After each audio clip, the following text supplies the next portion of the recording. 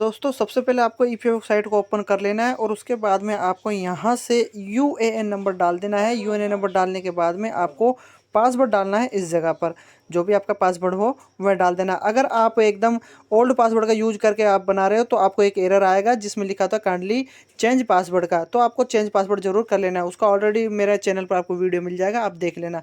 तो चलिए यहाँ से हम ओनली पीएफ से अपना पीएफ का पैसा विड्रॉल करना या क्लेम करना हम सीख रहे हैं। तो चलिए यहाँ से हम क्लेम करना सीख रहे हैं, तो वही प्रोसेस मैं आपको बता रहा हूँ। यहाँ से कैप्चा आपको दिख रहा हो, कैप्चा को आपको यहाँ डाल देना है, साइन इन पर क्लिक कर देना है। तो चलिए यहाँ से हमने हमारा चेंज कर रखा है ऑलरेडी हमारा पासवर्ड, तो लॉगिन हो जाते हैं। सामने यहाँ पर ये कुछ इस प्रकार से खुल जाएगा। अब आपको ओनली क्लेम करना है, क्लेम का ही प्रोसेस बता रहा हूँ। आपको पीएफ विड्रॉल करना है, पीएफ का पैसा निकालना है ऑनलाइन। एडवांस भी हो सकता है, फुल एंड फाइनल भी निकाल सकते हो। तो चलिए यहाँ से हमें एडवांस निकालेंगे और ऑनलाइन सर्विसेज जो आपको ऑप्शन दिख रहा है इस पर मैं क्लिक यहाँ से कर देता हूँ। क्लिक करते के साथ ही आप यहाँ देख सकते हो आपके सामने ऑप्शन आएगा कुछ इस प्रकार से। तो यहाँ से आपको claim form 3119 10C and 10D option select कर लेना है।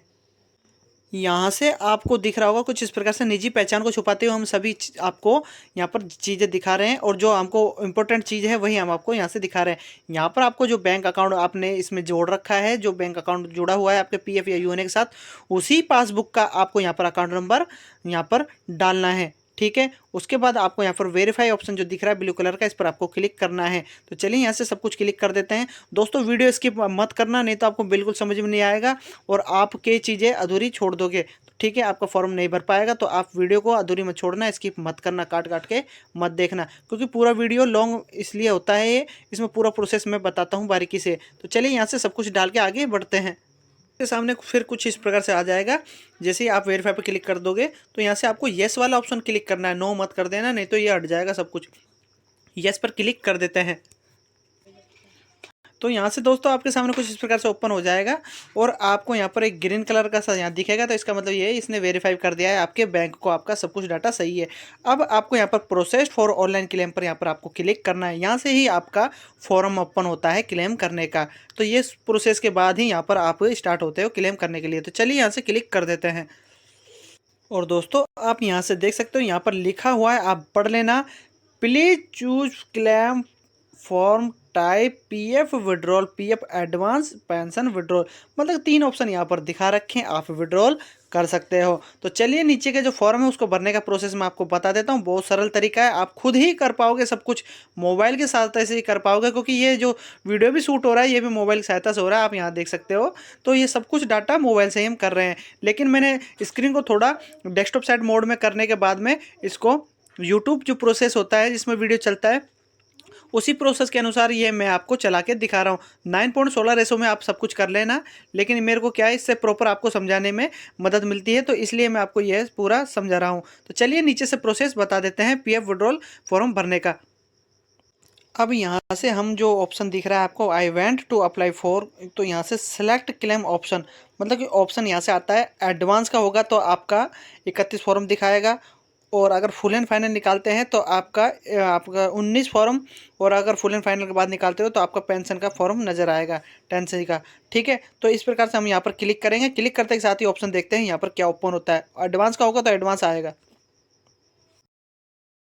तो यहाँ से जब आप अपना पीएफ एडवांस के लिए भरते हो तो 31 फॉर्म आपको सेलेक्ट कर लेना है। मैं आपको यहाँ से दिखा देता हूँ, यहाँ पर हम सेलेक्ट कर चुके हैं। उसके बाद में सेलेक्ट मेंबर आईडी आपको सेलेक्ट करना होता है। जस्ट उसके बाद आपको पारा सेलेक्ट करना होता है। तो हमने जो पारा सेलेक्ट किया है वह इनलेस का ऑप्शन चुना है, जो एक बीमारी पर्पज से होता है। तो यहाँ से अमाउंट भी हम आपको यहाँ से दिखा देते हैं। यहाँ पर एक अमाउंट हमने दर्ज किया है, ये इसकी अमाउंट की हमें ज़रूरत है पीएफ के एडवांस की। तो आपको ये पूरा समझ में आ गया होगा। तो ये पर्पज़ होता है, जो पर्पज़ आपको समझना बहुत ज़रूरी है, क्योंकि किस पर्पज़ से आपको पीएफ का पैसा चाहिए, जिसको हम पारा बोलते हैं, किस पारे के तहत आपको एडवांस का पैसा चाहिए। तो ये समझ में आपको आ गया होगा। तो नेक्स्ट में नीचे की तरफ चलते हैं। यहाँ से आपका जो आधार कार्ड होता है ना, उस आधार कार्ड का एड्रेस पूरा आपको डालना होता है। आधार कार्ड के पीछे आप देखना, बस आपको उसके सन ऑफ जो होता है, सन ऑफ को छोड़ के आप देखते होगे तो आधार को बैक साइड देखना, जिसमें आपका केयर ऑफ लिखा होता था। अब केयर ऑफ आता है, लेकिन पहले son of, daughter of, wife of ऐसे लिखा आता था। तो अब आपको इसमें याद रखना है CO लिखा होता है, तो CO के बाद होता है केयर ऑफ। केयर ऑफ के बाद आपके पिताजी का नाम या आपके हस्बैंड का नाम इस प्रकार से आता है उसके जस्ट पीछे। तो आपको ये याद रखना है, उसको नहीं डालकर आपको बाकी का सभी एड्रेस आपको यहाँ पर डाल देना है। मैं जो चीज़ बताता हूँ आपको उस पर फोकस करना है, क्योंकि अगर आप ध्यान नहीं दोगे तो आपका फॉर्म भरा नहीं जाएगा। ठीक है, आधार कार्ड का जो एड्रेस होता है उसके बैक साइड का आपको डाटा डाल देना है। ठीक है, उसके जस्ट बाद आपको यहाँ से सेलेक्ट स्टेट कर लेना है। स्टेट जो भी आपका राज्य है जिसमें आप रहते हो, राज्य में उस राज्य को आपको सेलेक्ट कर लेना है। ठीक है, उसके जस्ट बाद आप दोस्तों उसके बाद आपको यहाँ पर दिखेगा सेलेक्टेड डिस्ट्रिक्ट। तो मतलब कि जैसे आप राज्य को सेलेक्ट करोगे तभी जाके आपको डिस्ट्रिक्ट का ऑप्शन नीचे की तरफ खुलता है। तो राज्य सेलेक्ट कर लिया है, डिस्ट्रिक्ट ऑप्शन आ गया, डिस्ट्रिक्ट हम हमारा यहाँ से सेलेक्ट कर लेंगे। उसके बाद हमें सिटी सेलेक्ट करना है, जो आपका शहर लगता है उसको आपको सेलेक्ट कर लेना है। जस्ट उसके बाद आपका एक आधार कार्ड के ऊपर देखना लास्ट में पीछे की तरफ पिन कोड होता है, जहाँ से आपकी डाक वगैरह पहुँचती है। तो समझ में आपको आ गया होगा। तो वह पिन कोड नंबर आपको डाल देना है, 6 डिजिट का होता है, मतलब 6 अंकों का वह होता है। ठीक है, तो यहाँ से हम ये डाल देते हैं। उसके बाद आपको यहाँ से अपना एक पासबुक का या चेक बुक का आप यहाँ पढ़ सकते हो। Upload scan copy of cheque या पासबुक, आपको समझ में आ रहा होगा, ये डालना आपको जरूरी है। तो चूज़ फाइल पर आप यहाँ पर क्लिक करके सेलेक्ट कर लेना। आप डायरेक्ट फ़ोटो खींच के भी लगा सकते हो, या फिर आप अपना पहले से सेव कर लेना पीडीएफ में, और अपलोड करना होता है। जैसे कि मैं आपको समझा देता हूँ, यहाँ पे एक ऑप्शन दिया गया है, आपको दिखा देता हूँ। यहाँ पर लिखा है ओनली जेपीजी एंड जेपीईजी में फाइल आपकी होनी चाहिए, और minimum 100 KB and maximum 500 KB के अंदर उसका साइज होना चाहिए, तभी जाके वह आपकी लगेगी इसके अंदर। समझ में आपको आ गया होगा। तो चलिए यहाँ से हम हमारा सेलेक्ट करके आपको दिखा देते हैं। उसके बाद में जस्ट आप यहाँ देखोगे तो आपको एक चौकोर सा नीचे नज़र आएगा, इस पर क्लिक करना होता है। यहाँ से मैं आपको दिखा देता हूँ, फोटो हमारे यहाँ से सेलेक्ट कर लिया है हमने। अब व्यू से हम चेक भी कर सकते हैं, उसका चेक करने के बाद क्लोज कर देंगे। या फिर अगर आपका यहाँ पर नज़र आ रहा है कुछ इस प्रकार से, और रेड कलर का अगर आपको मैसेज यहाँ पर कोई भी नहीं आ रहा है, रेड कलर का एक मैसेज आ जाता है जिसमें लिखा होता है कि आपने अपनी पासबुक सही नहीं लगाई है, और उसमें जेपीजी और केबी का मैसेज आता है। सब मुझे में आपको आगे होगा, तो याद रखना है। तो हमें कोई भी मैसेज नहीं आया है रेड कलर का, यहाँ पर आ जाता है। तो हमें नहीं आया तो मतलब हमारी फ़ोटो सेलेक्ट हो चुकी है। सेलेक्ट होते ही आप व्यू से भी चेक कर सकते हो, तो ऑटोमेटिक दिखा देगी। यहाँ तक आपको समझ में आ गया होगा। तो चलिए नीचे से चौकोर था वो, उसको उसके ऊपर क्लिक करके आगे बढ़ते हैं। जब आप चौकोर पर क्लिक कर दोगे यहाँ पर कुछ इस प्रकार से, तो आपका ब्लू कलर का से यहाँ पर राइट का निशान आ जाएगा। अब गेट आधार ओटीपी, ये बोल रहा है कि अब आपका ओटीपी आएगा। इस पर जैसे ही आप क्लिक करोगे तो जो आधार कार्ड के साथ मोबाइल नंबर लिंक है उसी के ऊपर एक ओटीपी आएगा। तो उस ओटीपी को हमको यहाँ पर एक डालने की जगह आती है, लेकिन उससे पहले गेट आधार ओटीपी पर क्लिक करेंगे तभी वह ऑप्शन आता है। तो चलिए गेट आधार ओटीपी पर क्लिक कर देते हैं।